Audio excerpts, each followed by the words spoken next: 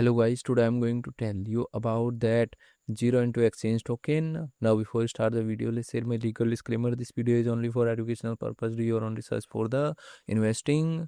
According to the white paper, o1.exchange is an on-chain trading platform that functions as a MetaDex aggregator, on-chain trading terminal, and mobile trading interface. It integrates spot trading, perpetual futures, and prediction market into one interface, allowing users to build and execute advanced strategies across multiple assets and chains. The platform operates live on Base, Solana, and BNB chain.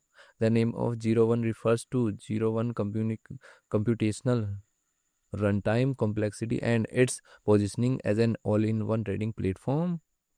Users access aggregated liquidity through a self-custodial setup with features such as limit orders, TWAP sniping, and MEV protection.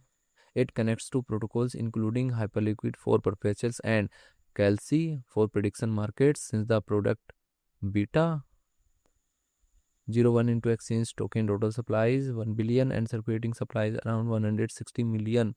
o1 token will list on Binance Alpha Exchange on 17 June 2026.